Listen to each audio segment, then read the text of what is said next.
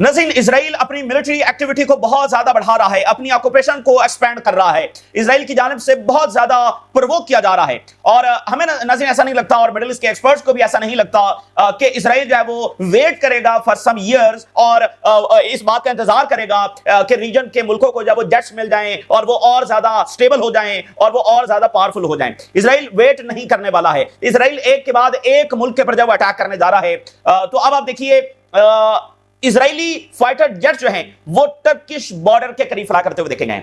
बहुत बड़ी प्रोवोकेशन है, बहुत बड़ी प्रोवोकेशन है कि इजरायली जेट्स इस वक्त टर्किश बॉर्डर के करीब जब वो फ्लाई कर रहे हैं और वहां पर डिफरेंट जो मिलिट्री एक्टिविटीज हैं वो कर रहे हैं, जिसमें इंटेलिजेंस एक्टिविटीज भी शामिल हैं। वहां से वो डाटा जो है वो कलेक्ट कर रहे हैं और टारगेट जाहिर है कि वो लॉक कर रहे होंगे। और सीरिया के अंदर नाज़रीन इजराइल जो है, लेबनान के साथ साथ, लेबनान में तो मुसलसल बमबारी जारी है, लेकिन सीरिया के अंदर इस वक्त हम देख रहे हैं कि इजराइल अपनी मिलिट्री एक्टिविटी को बहुत ज्यादा बढ़ा रहा है। और नेतन्याहू का जो विजिट है सीरिया का, वो कोई मामूली विजिट नहीं है। नेतन्याहू का सीरिया का विजिट जो है वो खुली जंग का ऐलान है कि जो करना है कर लो। Israel has entered the Syria and Israel will remain there. ये नेतन्याहू का लाउड एंड क्लियर मैसेज है टू द रीजन, धमकी है कि हम सीरिया में ऑक्यूपेशन। हालांकि आप देखें अल-शरा इजराइल के साथ खुफिया मुज़ाकरात कर रहे हैं, बार बार रिक्वेस्ट कर रहे हैं।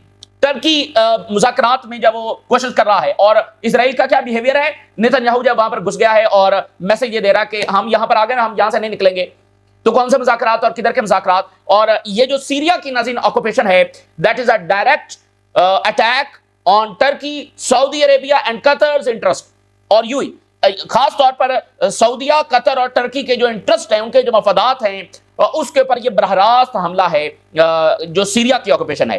तो उनके जेट्स है वो टर्की के बॉर्डर के करीब और साथ सीरिया में ऑक्यूपेशन जो बढ़ रही है। तो अब मुल्क जो वो क्या करेंगे, गजा में 2 साल तक खामोश बैठे रहे और उसका नतीजा ये नहीं निकला कि इजराइल किसी मीनिंगफुल मुज़ाकरात की तरफ आया। उसका नतीजा ये निकला कि वो अब लेबनान और सीरिया में अरब लैंड्स को मजीद ऑक्यूपाई कर रहा है, और क्या पता कि कल को जॉर्डन में, और क्या पता कि कल को वो सिनाई के अंदर दाखिल हो जाएं, जिसके बारे में समुद्रज ओपन ये कह चुका है कि सिनाई भी हमारे उस प्रोजेक्ट का हिस्सा है। तो एक तरफ ये खौफनाक डेवलपमेंट्स हो रही हैं, दूसरी तरफ ईरान के हवाले से एक और खौफनाक डेवलपमेंट हुई है जो उस कैंपेन का हिस्सा है, जो उस पैटर्न का हिस्सा है जिसमें ईरान के खिलाफ जंग के लिए पूरी लिजिटिमेसी जो है, एक चार्जशीट जब वो तैयार की जा रही है। इस वक्त की बड़ी खौफनाक सूरत हाल, जिसने सूरत हाल को और ज्यादा टर्मोइल में डाल दिया है और मुल्कों के दरमियान जो ट्रस्ट है उसको और ज्यादा डिरेल किया है, और एक ऐसा इकदाम जो ईरान को ये एक बार फिर सोचने पर मजबूर करेगा कि सिवाय न्यूक्लियर बनाने के उनके पास कोई ऑप्शन नहीं है। नाज़रीन, IAEA उसके बोर्ड ऑफ गवर्नर्स का इजलास हुआ है जिसमें ईरान के खिलाफ जो है वो वोट किया गया है, और इसमें काइंड ऑफ आप कह लें कि ईरान को ये मुर्द इल्जाम ठहराया गया है कि वो जो यानी न्यूक्लियर बना रहा है और इस तरह की एक्टिविटीज के अंदर जब वो मुलव्वस है, जिसका मतलब जाहिर है कि एक मिलिट्री एक्शन, ठीक है ना। तो इस पर ईरान का बड़ा सख्त रद्द-ए-अमल आ रहा है। ना सिर्फ ईरान का, गैर मामूली बात यह है कि रशिया, चाइना और ईरान के कुछ बहुत अहम तरीन इत्तेहादी भी सामने आ गए हैं जिन्होंने ज्वाइंट स्टेटमेंट जारी करते हुए इसको मुकम्मल तौर पर रद्द किया है। और ज्वाइंट स्टेटमेंट में रशिया, चाइना ने यह लिखा है कि ये जो रेजोल्यूशन पास की गई है ईरान के खिलाफ, ये इजरायली प्रेशर में है। ये रशिया और चाइना ने ज्वाइंट स्टेटमेंट लिखा है कि ये इजरायली प्रेशर के अंदर। तो ईरान के इत्तेहादी भी खुलकर सामने आ गए हैं। तो ये सारे इकदाम ईरान के खिलाफ मिलिट्री अटैक का एक हिस्सा हैं, और ये सारी चीजें ईरान को मजबूर करेंगी कि वो किसी भी गारंटी, किसी भी ट्रस्ट पर जाए बगैर अपनी मिलिट्री जो पावर है उसको और बढ़ाए और न्यूक्लियर की तरफ जब जाए। तो ये तमाम सूरत आपके साथ शेयर करेंगे। सबसे पहले मैं अल जजीरा का एक एनालिसिस, एक रिपोर्ट आपके साथ शेयर करना चाहता हूं। That is what actually happening. और मैं आपको बताऊं, कोई भी मुल्क सक्सेसफुल नहीं हो सकता जो हर किसी के ऊपर अटैक कर रहा हो, जो हर किसी को इनसिक्योर कर रहा हो, जैसा कि इजराइल इस वक्त कर रहा है। वो अपने आप को बहुत चालाक और शातिर और बहुत ताकतवर समझता है, तो लेकिन एक्चुअली वो है नहीं, और ये उसका फुलिश बिहेवियर है, ये कोई विजडम नहीं है। हर किसी को जो है वो अटैक करना, हर किसी को इनसिक्योर करना। तो बहरहाल ये यही तरीका इजराइल इसी तरह से बिहेव करता है, और वो आखिरी हद तक ऐसे बिहेव करता रहेगा। जैसे मैंने आपको बताया कि फिरौन आखिरी वक्त तक भी फिरौन ही था, ठीक है ना। तो ये भी आखिरी वक्त तक ऐसे ही रहेंगे। ये सुधरने वाले जम नहीं है, बल्कि इनका तो बिहेवियर ये है कि अगर इनके लिए कोई मुज़ाकरात के लिए इनके साथ तैयार हो जाए, तो मुज़ाकरात की एक्सेप्टेंस को इजराइल जो है वो ग्रीन लाइट समझता है अटैक की, कि इन्होंने तो कमजोरी शो कर दी है, अब हमें इन पर मजीद हमले करना होंगे। यही कुछ सीरिया के साथ हुआ है, यही कुछ लेबनान के साथ हो रहा है, ठीक है ना। वो उल्टा मुज़ाकरात को एक ग्रीन लाइट फॉर ऑक्यूपेशन समझते हैं। तो अल जजीरा ने क्या लिखा है, और मैं इससे कंप्लीटली इत्तेफाक करता हूं, एक्चुअली बात यही है। Isolated Israel seeks to sabotage peace in Gaza, Lebanon and Syria. असल बात यह है कि इजराइल आइसोलेटेड है, हारा हुआ है, और लेकिन एरोगेंस है, लेकिन कि हम रीजन में रूल करते हैं और हम रूल करेंगे, सब हमारी जूती की नोक पर हैं और ग्रेटर इजराइल हम बनाएंगे। तो सबुटाज का उसका इस वक्त बिहेवियर है, गजा में भी, लेबनान में भी, सीरिया में भी।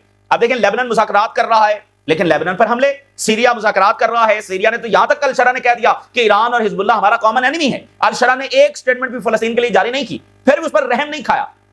सो Israel's ongoing cease violation is not an ideal situation for Israel. ये कोई विजडम वाला बात नहीं है, ये कोई मार का नहीं है जो इजराइल मार रहा है। इजराइल जो है वो हिस्टोरिकली ये शो करना चाहता है, हिस्टोरिकली ट्रेडिशनली हम देखते हैं कि उसका अपर हैंड है और वो डिक्टेटिंग पोजीशन के अंदर है और रीजन की जो पॉलिटिक्स है उसको इजराइल डिक्टेट कर रहा है। इस वक्त ऐसा नहीं है, तो वो एग्रेशन के जरिए उसी चीज को एस्टैब्लिश करने की बहरहाल कोशिश कर रहा है। But now it has to share decision making with the US and other powerful forces of the region. Israel की हिस्ट्री तो यह है कि वो रीजन को डिक्टेट कर रहा होता है, लेकिन इस वक्त उसको डिसीजन शेयरिंग करना पड़ रही है कि फैसला हो गया है, उसको मानना पड़ रहा है। बहुत बार ऐसा, यानी सबसे अभी जो ताजा तरीन वाकयात हुए हैं जिसमें F-35 डील है, ये तो इजराइल नहीं चाहता था, हुई तो मानना पड़ गई। अब कह रहे हैं जी डाउनग्रेडेड मिलेंगे। What we see कि Israel is in sabotage mood. तो इजराइल क्या कर रहा है, हर उस एक चीज को जो अच्छी डायरेक्शन में जा सकती है उसको सबोटाज करने की कोशिश कर रहा है। It is trying to sabotage the arrangement to establish peace in Gaza under United Nation security mandate. तो गाजा में अगर देखें, अगर हम उस मुआहदे में जाएं, वो आइडियल नहीं है, लेकिन उससे भी बेहतरी का रास्ता निकल सकता है। उसमें फलस्तीनी रियासत का जिक्र है, चाहे मुबहम है, उस पर सारे सवाल हम उठा चुके हैं, बात कर चुके हैं, लेकिन उसको मजीद बेहतर किया जा सकता है ना। यानी आपके पास एक ऐसी बुनियाद है कि गजा में रिकंस्ट्रक्शन होगी, फलस्तीनी गजा में ही रहेंगे, ये गजा के बॉर्डर वैसे ही होंगे और उसमें कोई छेड़छाड़ नहीं होगी, इसको एनेक्स नहीं किया जाएगा। तो आपके पास एक बुनियाद मौजूद है जिसको मजीद रिफाइन किया जा सकता है, उससे बेहतरी का रास्ता निकाला जा सकता है और पीछे आलमी इदारे का मैंडेट होगा। लेकिन इजराइल उसको भी सबोटाज करने की जो कोशिश कर रहा है और ये कॉन्स्टेंटली सबोटाज कर रहा है any peace making effort in Lebanon. अब लेबनान का मुझे बताइए क्या मसला है? कोई मसला भी नहीं है। एक साल इजराइल का वहां पर अग्रेशन करते हुए मन नहीं भरा, एक साल से इजराइल कोशिश कर रहा है कि वहां पर हिजबुल्लाह को फुल प्रोवोकेशन की जाए। तो लेबनान में कोई मसला भी नहीं है, कोई एक गोली भी इजराइल के ऊपर फायर नहीं हुई, लेकिन एक साल से बमबारी जारी है। तो कॉन्स्टेंटली वहां पर भी वो सबोटाज कर रहा है।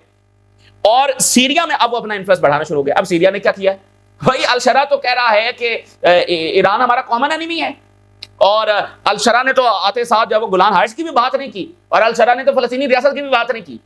तो सीरिया का क्या कसूर है? Sabotage mode. This is an angry Israel. ये है जो इजराइल एक बदमस्त हाथी की तरह, क्योंकि उसके कोई गोल्स अचीव नहीं हुए और वो इस वक्त डिक्टेटिंग पोजीशन में नहीं है, लेकिन वो उसको एस्टैब्लिश करना चाहता है। Angry and isolated Israel now more और less in confrontation with Trump. तो चाहते ना चाहते हुए वो एक कन्फ्रंटेशन पोजीशन में भी आ गया विद ट्रंप, ठीक है, समहाउ। तो बहुत हद तक अल जज़ीरा की ये बात दुरुस्त है कि यही है जो इजराइल ऑलमोस्ट कर रहा है। तो यानी ये कोई विजडम वाली बात नहीं है, विजडम वाली बात नहीं है, ये फुलिश बिहेवियर है। और ये जो आपको टर्की, इजिप्ट, सऊदी अरेबिया और ईरान, ये सारे मुल्क जब अपनी ताकत बढ़ा रहे हैं, उसकी वजह ये इजरायली बिहेवियर है। मिस्र कितनी तेजी के साथ अपनी ताकत बढ़ा रहा है, चाइना से इक्विपमेंट्स आ रहे हैं, रशिया से न्यूक्लियर टेक्नोलॉजी आ गई है, सऊदी अरेबिया हंगामी तौर पर पाकिस्तान के साथ मुआहदा कर रहा है, अब अमेरिका से जेट्स ले रहा है, यूएई जो है वो साउथ कोरिया से जेट्स ले रहा है, टर्की जो है वो दिन ब दिन अपनी ताकत बढ़ा रहा है, ईरान रशिया से, चाइना से जेट्स ले रहा है, एयर डिफेंस ले रहा है, और इकोनॉमी और पावर प्लांट्स एंड सैटेलाइट और फाइटर जेट्स, मतलब यू नेम इट, और वो हो रहा है। और पता नहीं पस बर्दा क्या कुछ हो रहा है। ये सारी चीजें क्यों हो रही हैं इतनी तेजी के साथ? ये इजरायली बिहेवियर का नतीजा है, ठीक है ना।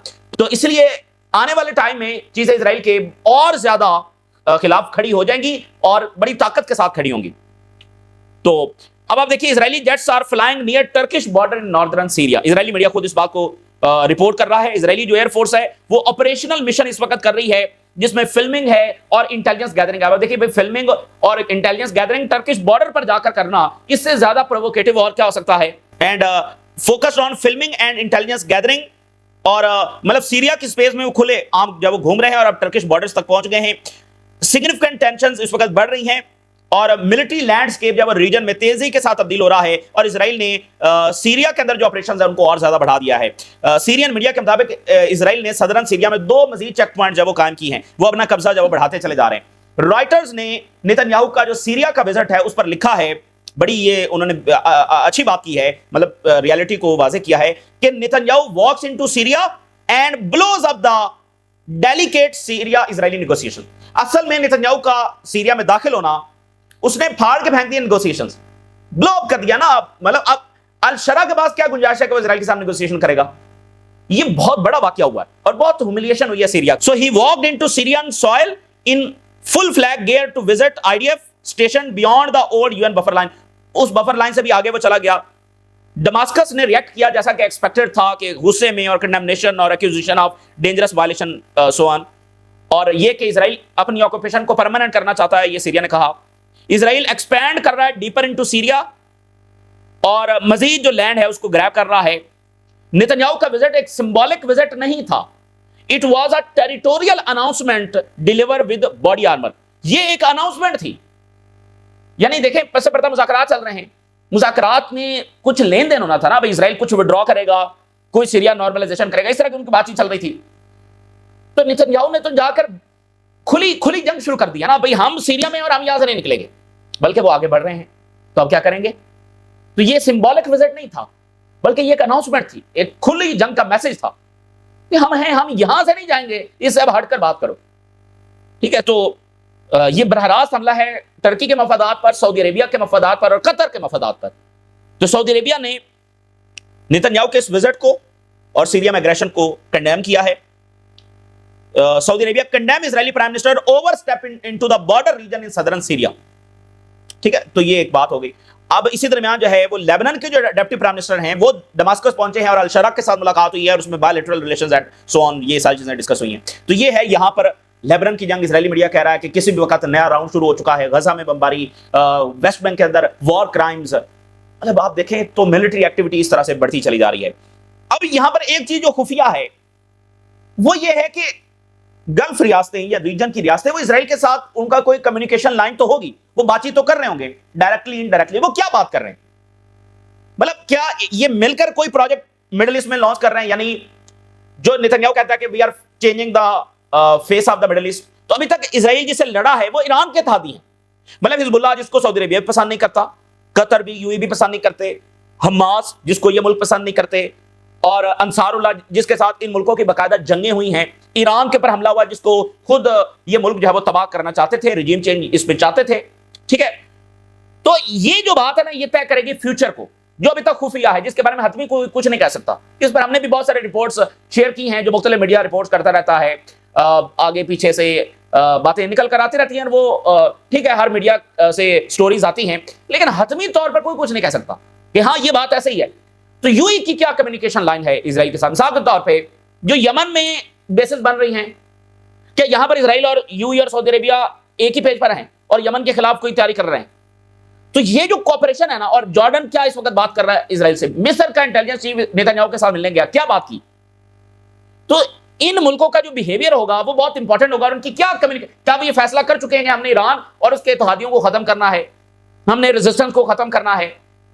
ठीक है ना, क्योंकि इन मुल्कों ने इजराइल के खिलाफ कोई मीनिंगफुल इकदाम तो नहीं उठाया, और इनके पास ये ताकत है कि ये उठा सकते हैं, लेकिन फिर भी नहीं उठाया। तो कोई तो पीछे पॉलिसी होगी ना, कोई तो ऐसा कम्युनिकेशन लाइन होगा जिसकी वजह से ये खामोश बैठे हुए हैं कि भाई देखिए हिजबुल्लाह को भी सऊदी अरेबिया पसंद नहीं करता, तो इजराइल हिजबुल्लाह के ऊपर अटैक कर रहा है, तो इन अ वे वो जो है सऊदी अरेबिया का मकसद पूरा कर रहा है। मैं एक डिस्कस कर रहा हूं, मसला सीरिया पर खराब हो जाता है क्योंकि सीरिया पर attack Saudi Arabia, Turkey, Qatar इन सब के मफाद में नहीं है। तो इससे पहले इनकी आपस में क्या कोई कमिटमेंट हो चुकी थी, कोई कम्युनिकेशन लाइन थी, कुछ चीजें तय हुई थी? तो वो इंपॉर्टेंट होगा और वो रीजन को जब तय करेगी, और इनकी खामोशी कब टूटेगी इसका जवाब ही यही बातें देंगी। तो वो देखते हैं कि उस पर क्या चीजें आने वाले टाइम में जब वो सामने आएंगी। दूसरी तरफ जो है वो ईरान के हवाले से जो बहुत बड़ी डेवलपमेंट हुई है, IAEA ये एक ऐसा इंटरनेशनल इदारा है जो आज तक इसको एक्सेस नहीं हुई इजराइल में कि ये इजराइल जाए और उसके न्यूक्लियर साइट्स को जाकर उसकी इंस्पेक्शन करे। कभी वेस्ट ने भी इस पर दबाव नहीं डाला, कभी वेस्ट ने इजराइल के खिलाफ भी कोई रेजोल्यूशन नहीं निकाली, बल्कि अगर रीजन से एक आध बार बात हुई भी सही तो उसको उस आवाज को भी दबा दिया गया। तो ये IAEA जो है, ये लास्ट टाइम जो ईरान पर हमला हुआ उसमें इसका बहुत किरदार है। इसकी जो स्टेटमेंट जारी हुई उसके बाद इजराइल ने हमला किया, एक इसने लेजिटिमेसी दी। फिर इसी के साइंटिस्ट ने, यानी इसी के एम्प्लॉयज ने ईरानियन साइंटिस्ट की खबर और ईरानियन न्यूक्लियर फैसिलिटीज की खबर इजराइल को दी, इंटेलिजेंस दी, जिससे इजराइल ने वहां पर अटैक किया। अब ये इदारा जिसकी कोई क्रेडिबिलिटी नहीं बची है, मतलब वो इजराइल को एक्सेस नहीं कर सकता, लेकिन ईरान ने फॉर डेकेड्स इसको एक्सेस दी और इस इदारे ने उल्टा वहां पर हमला करवाया। सारे इदारे ने नहीं, जो ज़ाहिर चीफ बैठा हुआ वो ये, तो इसने फिर एक रेजोल्यूशन ईरान के खिलाफ बड़ी सख्त पास कर दी है और बोर्ड ऑफ गवर्नर का मीटिंग हुई है जिसमें अमेरिका और यूरोपियन जो उनके इत्तेहादी हैं उन्होंने रेजोल्यूशन जो है वो पास कर ली है, जिसमें ये एंटी ईरान रेजोल्यूशन है। बहुत सारी नई इल्जाम जब लगा दिए गए। आइए ये बोर्ड ऑफ गवर्नर जो है उसने रेजोल्यूशन पास की है, pressing Iran for nuclear info and inspections. तो इन्होंने कहा है कि ये इनरिच्ड यूरेनियम, अब जरा आप अंदाजा करें वेस्ट की डबल स्टैंडर्ड्स का आप अंदाजा करें। कहते हैं ये जो अफजूदा यूरेनियम है ये ईरान ने कहां रखी हुई है, ये हमें जरा दिखाए। यानी उनके ऊपर हमला किया, एक वतन उनके मुल्क के ऊपर अटैक कर दिया। अब कहते हैं वो यूरेनियम भी हमारे हवाले करो, कहां तुमने वो यूरेनियम छुपा लिया वो भी हमारे हवाले करो, और जो डैमेज साइट्स हैं वो कितनी डैमेज हुई हैं हमें जरा जाकर देखने दो, ठीक है ना। मतलब आप जरा अंदाजा करें ईरान क्या इस चीज को एक्सेप्ट कर सकता है। तो ये चीज इन्होंने जब पास की, यानी एक मुकम्मल चार्जशीट है ईरान के खिलाफ। यानी ये नहीं कह रहे कि वो जो इजराइल ने हमला किया था उसको कंडेम करें, नहीं। हालांकि दुनिया में ये खुद आईएईए का रूल है कि किसी न्यूक्लियर फैसिलिटी पर अटैक नहीं होगा, चाहे जो मर्जी हो जाए, किसी न्यूक्लियर फैसिलिटी पर अटैक नहीं हो सकता। इजराइल और अमेरिका ने किया, अच्छा उसकी कोई कंडेमनेशन नहीं है, उल्टा कह रहे हैं कि हमें उस तक एक्सेस दी जाए ताकि हम जाकर देखें हमारे मिसाइलों ने कितना काम किया है, हमारे बम कितने इफेक्टिव जो है साबित हुए हैं। क्योंकि आप देखें ना अमेरिका को और इजराइल को बड़ी ह्यूमिलिएशन का सामना करना पड़ा था जून में, जब आपको याद होगा पूरे जून में और जुलाई में ट्रंप से बार बार यही तो पूछा जा रहा था कि हमला तो कामयाब हुआ ही नहीं, और वो कह रहा था नहीं मेरा हमला कामयाब हो गया है, हमने ऑब्लिटरेट कर दिया है ईरान के न्यूक्लियर सोन। सो ईरान ने जब वो सफिशिएंटली एड्रेस नहीं किया हमारे कंसर्न्स को, और अनडिक्लेयर न्यूक्लियर एक्टिविटीज ईरान कर रहा है, यानी ये सबसे संगीन नौयत का इल्जाम होता है किसी भी मुल्क पर। और खासकर जो अब उनकी लैंग्वेज देखें, खासकर वो लोकेशन जहां पर फॉरेन स्ट्राइक्स हुई हैं, और फॉरेन स्ट्राइक्स किसने किया उसका नाम नहीं है और उसकी कोई कंडेमनेशन नहीं है। कहते हैं वो जो फैसिलिटीज डैमेज हुई हैं वहां पर ईरान ने अनडिक्लेयर एक्टिविटीज शुरू की हुई हैं, हमें वहां पर जाने दिया जाए। तो ईरान जो है वो आईएईए के साथ मुकम्मल कोऑपरेशन दोबारा से शुरू करे, हमें वहां पर एक्सेस दी जाए, broader access to the facilities, और हमें डॉक्यूमेंटेशन करने दी जाए। और ये सारी उन्होंने काफी लंबी चौड़ी बातें की हैं। ये एक्सेप्टेबल नहीं है और ये डबल स्टैंडर्ड की इंतहा है, और ऐसे डबल स्टैंडर्ड सिर्फ ईरान को और इनसिक्योर करेंगे, ईरान को इस बात पर मजबूर करेंगे कि अगर वो न्यूक्लियर नहीं बना रहे तो बनाएं। अभी रिसेंटली जो कल हमने आपके साथ खबर शेयर की कि रशिया ईरान की न्यूक्लियर बनाने में मदद कर रहा है, तो ईरान और उसके इत्तेहादियों ने फौरी तौर पर ज्वाइंट स्टेटमेंट जारी किया और बड़ी सख्त नौयत की गई है। Iran and allies slams IAEA resolution as politically motivated. इसमें कोई लेजिटिमेसी, देखें वेस्ट जो है वो अपने इदारों को खुद डिस्ट्रॉय कर रहा है या उनको डैमेज कर रहा है, उनकी हैसियत अब कुछ भी नहीं रही, उनका फाइनेंशियल सिस्टम, उधर पैसे जब्त कर लिए तो डैमेज किया, आलमी अदालत फैसला किया इंप्लीमेंट नहीं किया, यूनाइटेड नेशन को कुछ भी अमली इकदाम नहीं उठा सका, तो उन्होंने अब ये आईएईए उनका बनाया हुआ इदारा, मतलब उसका कोई अब इंपैक्ट नहीं, उसकी कोई क्रेडिबिलिटी नहीं। तो आइए अब तो ईरान और उसके इत्तेहादियों ने कहा ये रेजोल्यूशन नॉन बाइंडिंग है, यानी ये कोई ऐसे नहीं है इस पर हम अमल दरामद करें, ये नॉन बाइंडिंग है, ठीक है ना। सो इसमें ईरान है, रशिया है, चाइना है, और बेलारूस है, और क्यूबा है, और निकारागुआ है, और वेनेजुएला है, और जिम्बाब्वे है। इन्होंने ज्वाइंट स्टेटमेंट जारी किया और कहा कि ये कंडेम किया और कहा कि इजरायली प्रेशर में ये सारा कुछ हुआ है, बैड फेथ के साथ हुआ, इजरायली प्रेशर में हुआ है, इसमें कोई रियलिटी हकीकत है ही नहीं। Under pressure from the Israeli regime was approved, तो उन्होंने कहा ये सारे इजराइल के जो वो बने हुए हैं। अच्छा ये बड़ी इंटरेस्टिंग बात आप देखें, Iran, Russia, Belarus, China, Cuba, Nicaragua, Venezuela and Zimbabwe, एक भी ओआईसी का कंट्री नहीं है, एक भी ओआईसी का कंट्री इसमें शामिल नहीं है।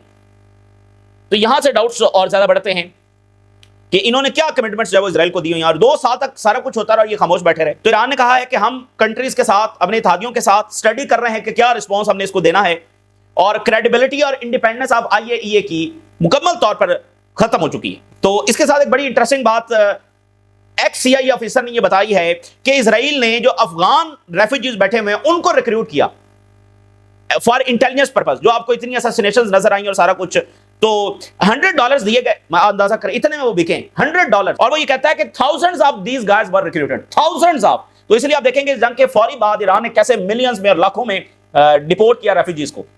तो ये जो रेफ्यूजीज वहां पर बैठे हुए थे, ईरान ने इनको पनाह दी हुई थी, ये ईरान ही के खिलाफ काम कर रहे थे, $100 सिर्फ लेकर इजराइल से, और उसके लिए इंटेलिजेंस करते रहे, और थाउजेंड्स ऑफ ऐसे उन्होंने भर्ती कर लिए थे। तो ये आज एक्स सीआईए ऑफिसर ने ये ऑन रिकॉर्ड ये बयान जारी किया। तो इस वक्त की सूरत हाल है बड़ी डेंजरस और टर्मोइल वाली सूरत हाल है, बहुत सारी गेम पर से पर्दा जारी है, और बहुत कुछ हमारी आंखों के सामने है। लेकिन एक बात तय है, इजराइल का बिहेवियर बदलने वाला नहीं है। और अब तो उन्होंने सीरिया में सबसे ज्यादा चोट लगेगी सब मुल्कों को। सीरिया एक ऐसा जगह है जहां पर इजरायली अटैक्स और अग्रेशन और एक्सपेंशन का मतलब ये होगा कि ये मुल्क खामोश नहीं बैठ सकते। लेबनान पर, गजा पर, वेस्ट बैंक पर, ईरान पर, यमन पर ये खामोश है। ये 2 साल और भी खामोश बैठे रहेंगे। सीरिया में इनको चोट लगती है। तो सीरिया में अगर इजराइल मजीद आगे बढ़ता है तो फिर आप देखेंगे कि मुल्कों से रिएक्शन आएगा, क्योंकि ये इन मुल्कों की सलामती के बरह रास्त खिलाफ है। तो ये इस वक्त की ताज़ा तरीन सूरत हाल आपके साथ शेयर किया हमने। राज लगा करें इजाज़त।